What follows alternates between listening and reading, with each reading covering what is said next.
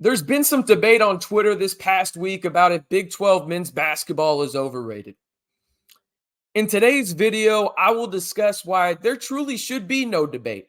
The Big 12 is clearly the best men's basketball league in America, and honestly, it's not all that close.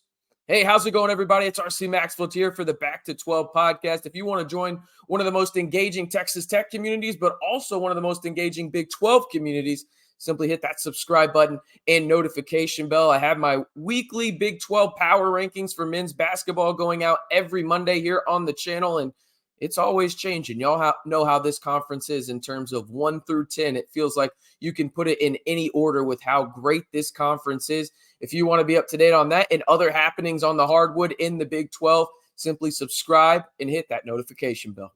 All right. If you already know that the Big 12 is the best men's basketball conference in America, like the video. I didn't think this was a debate. And then I saw what Terrence Oglesby had to say, and I'll talk about that here in just a second. And a couple people were agreeing with him. I thought this was blasphemous. I thought there was no base to this. And you're going to find out here in a little bit, there really isn't when it comes down to it, at least in my opinion, from the facts that I see. But if you think that the Big 12 is the best men's basketball conference in America, simply like the video. All right, let's jump into this. And this is not a shot at Terrence. I love these conversations. And Terrence Oglesby, for those that don't know, is from the Field of 68. I think they do solid work over there, and I actually like tuning into some of their content on YouTube. And this tweet just feels like he's only looking at half of the picture, in my opinion. And again, this isn't a shot because I think this is a great discussion to be had in terms of these open-ended, really college basketball conversations. So this is what Terrence tweeted out earlier this week, the week of February 1st at the time of this recording. But I got a lot of crap for saying I thought the Big 12 had gamed the system. These aren't baseless claims. I don't think the league is as good as it has been this season. The reason, they haven't played anyone at all during the non-conference. They beat the life out of teams ranked in the 300s, and then they just play even in conference play. Then he goes on to list the non-conference strength of schedule according to Kenpom. The highest one is Kansas at 61. Then you got West Virginia, 101. Then Baylor at 124. And then there's a pretty sizable drop-off to Kansas State at 180. And then there's a bunch of teams in the 300s, including the likes of Texas, TCU, Oklahoma, Iowa State, Texas Tech, not too far off at 256. And the thing that really stands out to me is this. They haven't played anyone at all during the non-conference. Like, yeah, why would they? Like, I feel like this is almost one of those situations where why would I make life harder on myself when I'm already probably going to have 18 quad one win opportunities? Why would I do that? There's no other conference in America that presents this argument in the sense of each and every night in the Big 12, you have a chance at a quad one win damn near. I mean, maybe there's a couple where it's like at Oklahoma State this season, but that's really it. Outside of that, it's a quad one opportunity each and every goddamn night in the Big 12. Why would I have more difficult opportunities when I can make sure that my team is ready in the non-con by playing lesser teams, going through the motions in terms of getting the rotations that you want fortified, going into the toughest conference in America? Because again, I'm going to have 18 quad one win opportunities. Why would I make it harder on myself? And the perfect example is this. This is from Adam Lucas of Carolina Insider Pod. He tweeted this out. NCAA tournament wins the last 5 seasons. You've got the Big 12 at 41, the ACC at 38, Big 10 at 35, SEC 33. Then there's a drop-off in terms of the Big East at 24. Now, there's also an NCAA tournament win percentage, the last 5 tournaments. The Big 12 is at 63.1%. The next closest Power 5 conference is the ACC, a full percent lower. Right? So you look at this and what the Big 12 does, they prepare their teams better than any conference in America for the most important time of the year, the NCAA tournament. Doesn't that prove that it's the toughest conference in America because each and every night is an NCAA tournament game? And most of the time, those games in the Big 12 feel like second weekend games. When you've got Kansas at Iowa State, You're going to tell me and look at me right now while you're watching this and say Kansas and Iowa State on CBS, primetime on a Saturday, didn't feel like an Elite Eight matchup?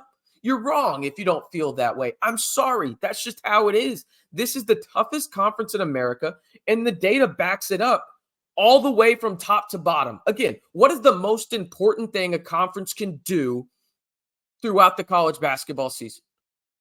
Win in the NCAA tournament. There's been no other conference in America that has done it at a higher rate than the Big 12. And why is that? Because they're battle tested, 18 quad one wins in terms of opportunities each and every year. At worst, it's 15 or 16. Not very many conferences have been able to do that repeatedly. And now we're talking about over a half decade of what the Big 12 has done. I thought Fran Faschilla, aka Mr. Big 12 himself, put out a great tweet, and this is just part of it. But he said, remember this, that 5 of the 10 teams, 50% at the time, because obviously they joined this year, the 4 new schools, since 2019 have been in the Elite Eight. Think about that. Half of the conference has made an Elite Eight appearance. 3 in the championship game, and then 2 of them won the national title. Hard to keep that consistency, but I'm not that sure in the short term. That's the definition of overrated. A little jab there at the very end by Fran, even if he didn't want to admit it. Listen, what this conference does each and every year is basically night in and night out, give you a second weekend type feel in the NCAA tournament. And the numbers back it up. Again, remember, 5 of the 10 teams in the conference before these 4 new teams were added this year have made it to the Elite Eight since 2019. 3 have played in the championship game. 2 have won it. You've had Texas Tech, Baylor, and Kansas all in the national title game. And there's an argument that Davide Moretti, he should have been called for a foul opportunity to go to the free throw line, and you would have had 3 national titles in the Big 12 since 2019. You could have that argument. I'm not a Petty Tech fan in that regard. Did sting a little bit, ain't gonna lie. But night in and night out, this conference proves that it is the best in America. Again, a 631 winning percentage in the NCAA tournament. No other conference is close to that.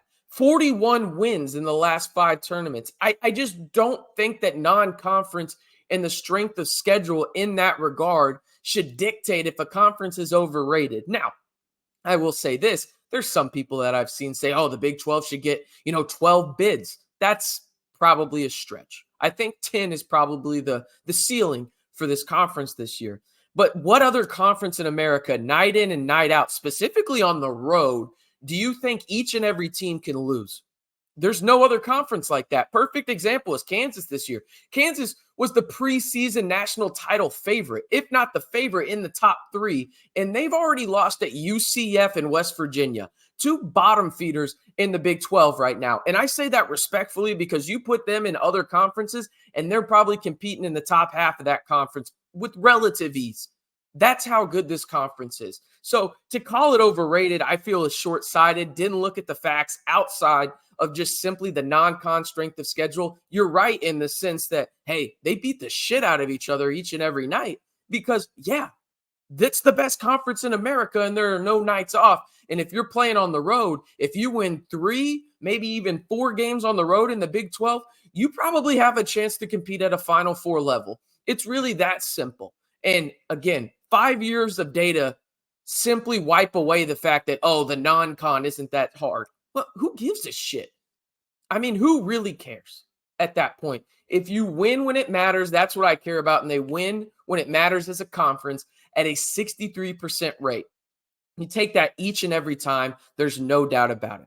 One more time, if you haven't already, be sure to like the video if you think the Big 12 is the best men's basketball conference in America. I laid out my points. Maybe you disagree with me. Let me know down in the comments below. And if you haven't already, be sure to like the video, hit that subscribe button, and turn on that notification bell to stay in the know on all things Texas Tech. And also get some Big 12 videos here on the channel, including my weekly Big 12 men's basketball power rankings. Where does your school rank? Well, you're going to have to wait till Monday to find out. I'm RC Maxfield. Appreciate y'all tuning in to the Back to 12 podcast channel.